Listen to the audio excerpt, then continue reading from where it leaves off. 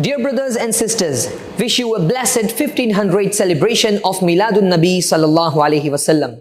Do you know that there are people who raise questions on the personality of Rasulullah Sallallahu Alaihi Wasallam? These people are mostly mustashriqeen, or you can say Orientalists. In this video, let us discuss some worthless questions and doubts that have been raised by these Western scholars who studied Islam from outside, often without completely understanding it.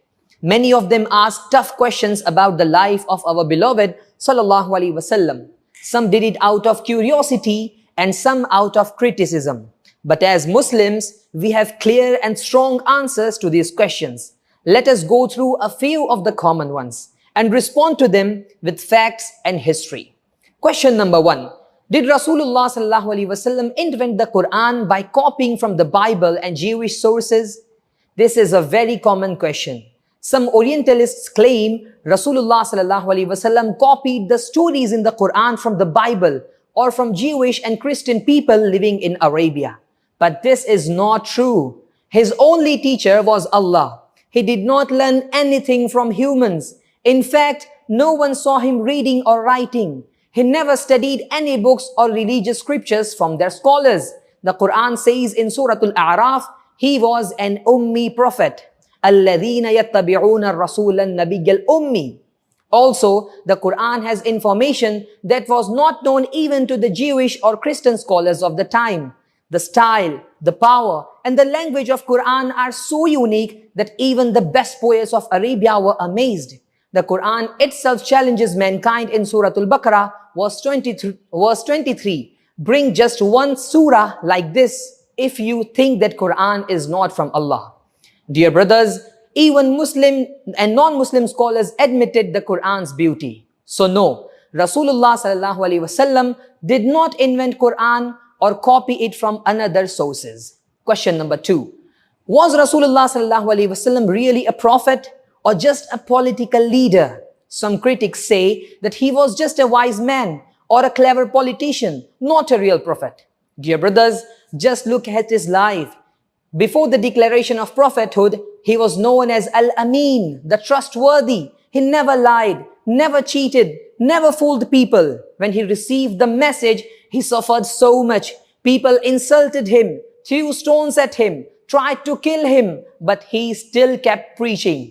Would a politician man suffer like that without giving up? He rejected power, wealth, and marriage proposals from the Quraysh who tried to stop him. If he was after fame and politics, he wouldn't have accepted. He would have accepted that. But he said that even if they place sun on my one hand and moon on my left hand, I will not stop this mission.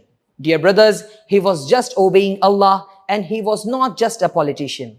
Question number 3. Why did Sallallahu Alaihi Wasallam marry multiple women? Was it for desire?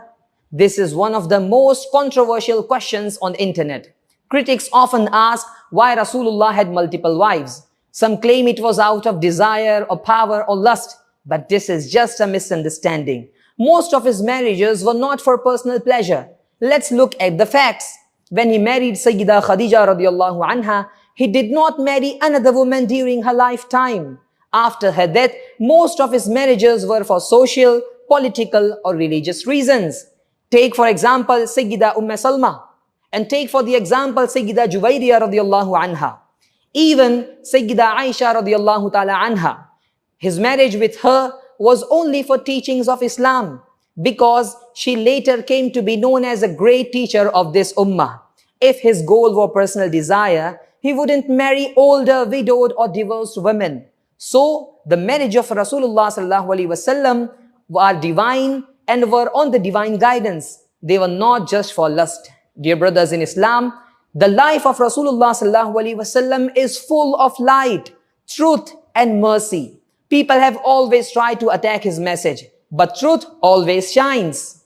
He was not a liar, not a copycat, and not a power seeker. He was exactly what he said he was, the final messenger of Allah subhanahu wa ta'ala. Let us study his life with love and sincerity. Let us be proud to defend him, not with anger, but with knowledge and wisdom. Dear viewers, this is it for today. Stay tuned for more, and till then, keep learning. That is why SDI.